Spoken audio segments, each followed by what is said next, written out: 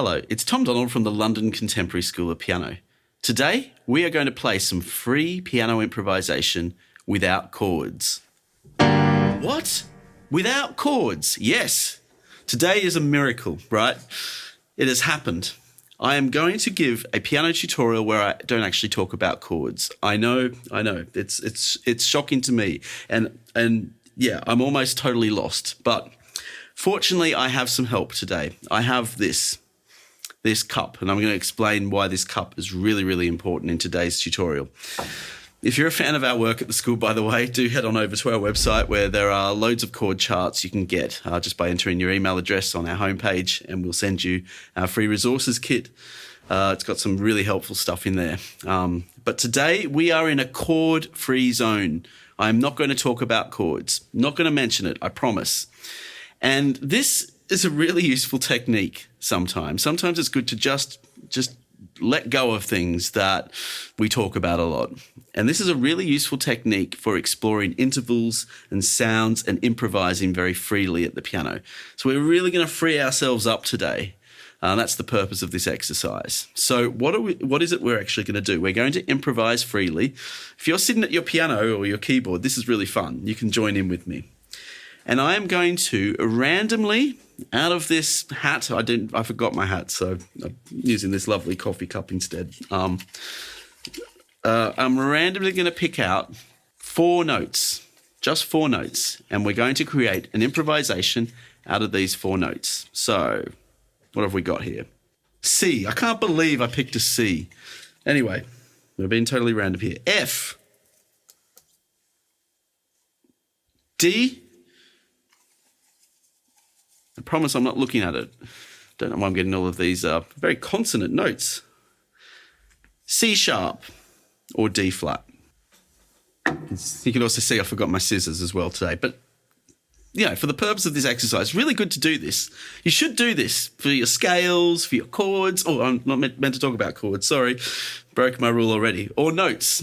We're going to create an improvisation, and we're only allowed to use the notes C, C sharp, F, D. Doesn't have to be in that order. It can be in any order. It could be F, C sharp, D, C. But I can only use those 4 notes. I can use them in any octave I want. I can play them together, make up sounds with them, textures. Let's see what happens. Okay. Might use a bit of pedal for this one. I really have no idea what I'm going to do with these notes. I'm just going to play them. Play along with me at your piano.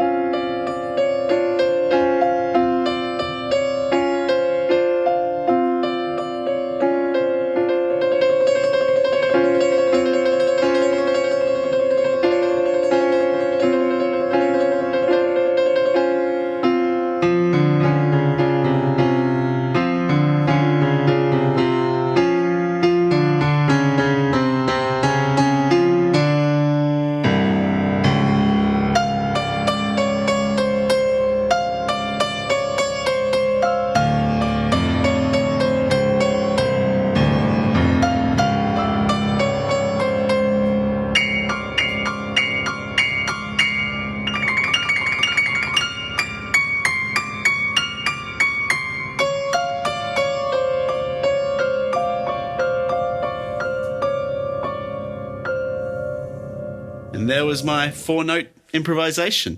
So let's pick another 4 notes. I'll put these back in the proverbial hat, cup. And now I'll pick another 4. G. A. You know what? Let's lash out. Let's make it 5. And you can experiment with different numbers of notes. It's quite interesting to do. Later on, we're going to do one where we just stick to 3. But we'll do 5 now. We'll be a bit more liberal. Oh, we've got our C sharp again. Doesn't help that the pieces of paper are slightly different sizes. Anyway, I shouldn't overthink this. F. We got one more to go. and F sharp. So again, lots of semitones in this one. Well, the last one only had one semitone in it, really. But anyway, I'm not going to think about it. That's the point. We don't think about it. We just react. That's the key with improvisation, by the way, is how we react and respond to things. That's why this is such a cool exercise. And we're in a chord-free zone. Okay, I'm going to just pick out 3 notes out of this. Maybe the F sharp, F and the C sharp. That sounds quite nice. Put the A in the bass, maybe. And the G.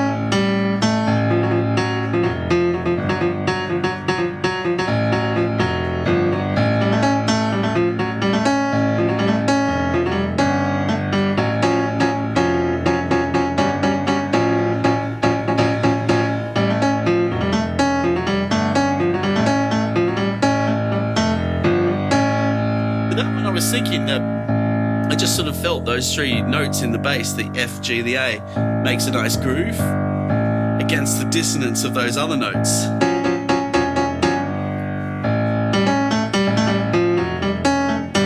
That's quite fun. I could do that for a while.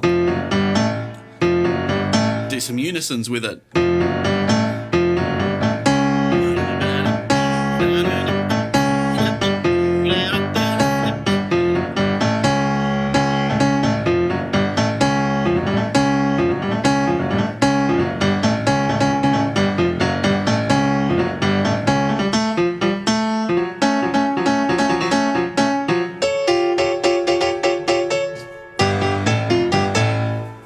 Now, it might seem random, the process, but the results are never random. And that's because there is no such thing as random in music. Random does not exist. We have a beautiful tuning system. We have a beautiful instrument that's designed. You cannot possibly be random on a piano. You're just given the notes, you're dealt your cards, and you play them. And that's music, eh? It's not that random. People always go, oh, improvisation is random notes. There's nothing random about anything in music. You just be as random as you can, and I can bet you it's happened before in many other pieces of music. So it's an interesting perspective. Now, of course, I could choose lots of notes. I could choose all 12 notes and make a 12-tone improvisation, though I wouldn't have to think about what notes I'm playing. And that's a valid exercise as well. But it's a really good exercise to really reduce the amount of notes. So I'm going to take this to the extreme. I'm only going to pick 3 notes only. So it really will restrict me. I can only play these 3 notes in this next improvisation. And we have G flat, B flat, and D flat.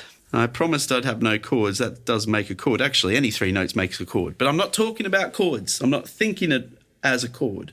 I'm thinking as tones and pitches on the piano. I'm not thinking in a chordal way. So this is really a thought exercise. And let me just play with these notes now. I've only got 3 notes here.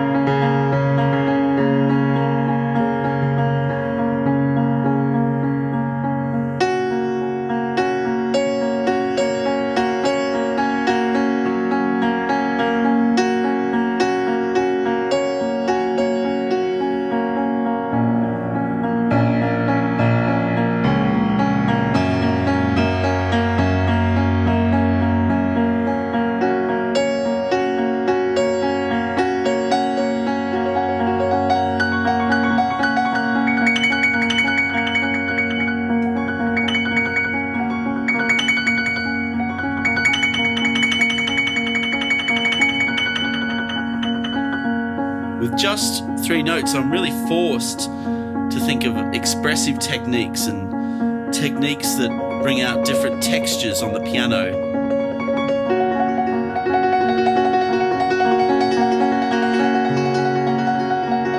So it forces me to find other ways to be interesting, which is such a useful skill.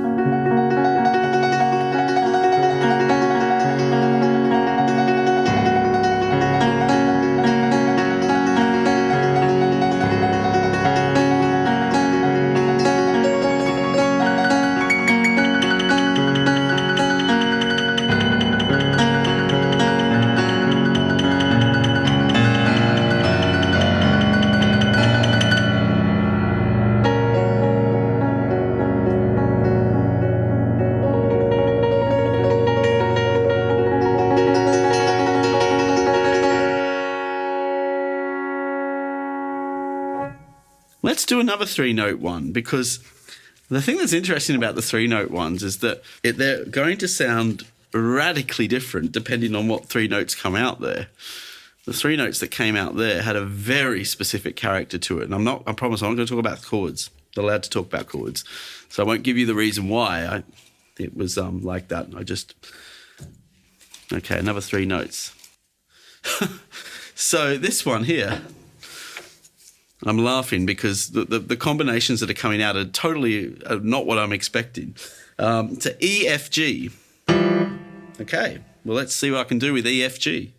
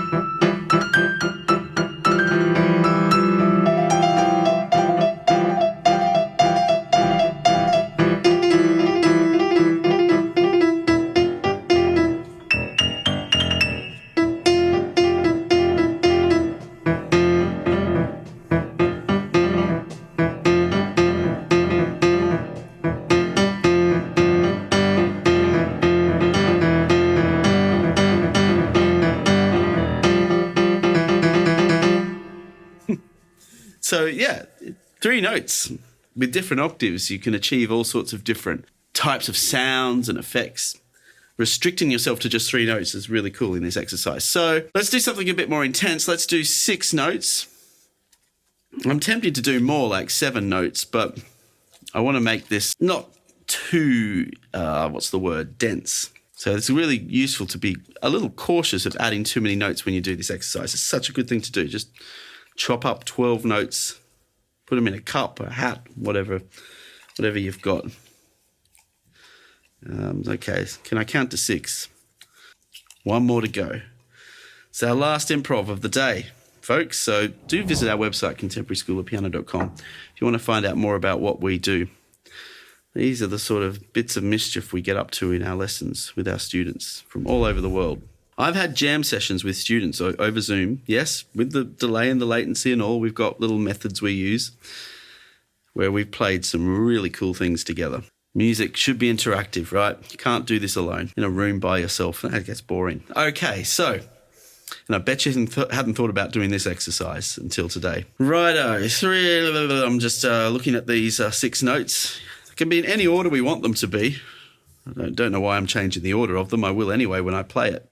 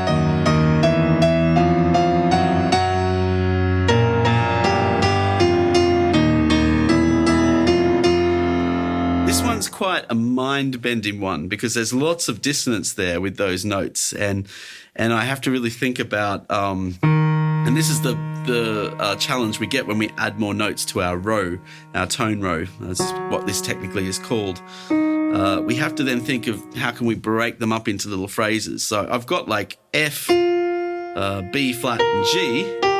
I can call it A sharp, but that's a nice group of three. And then another group of three I've got is F sharp, D sharp, and E.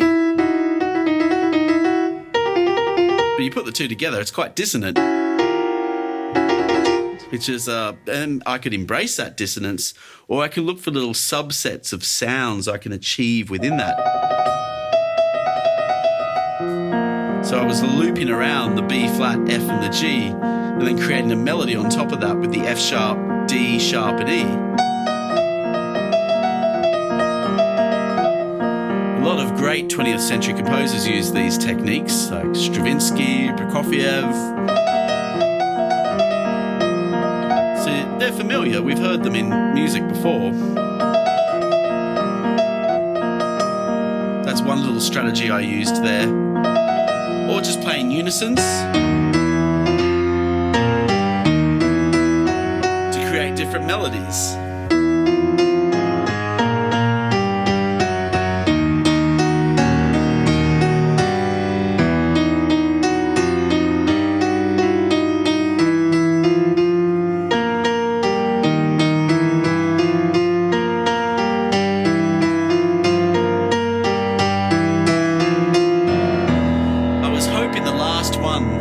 Which is this one, would be, maybe a little funkier, but there's nothing funky about this one. These collection of notes, they're very powerful and quite intense.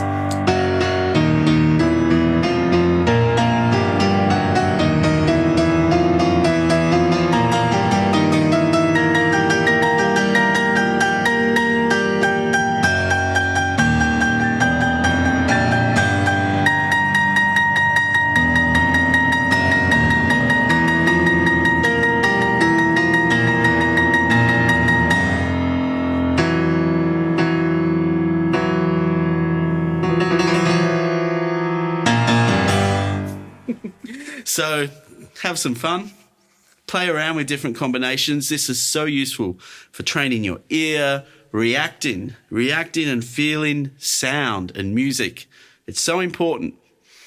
Grab some notes, take them out of a hat, out of a cup, put some comments below. Let us know what you came up with. Tell us about your favourite combination of notes. Tell us about your least favourite combination of notes. Let's start up a conversation about it. So, yeah. Have some fun with it, and I'll see you on the next video.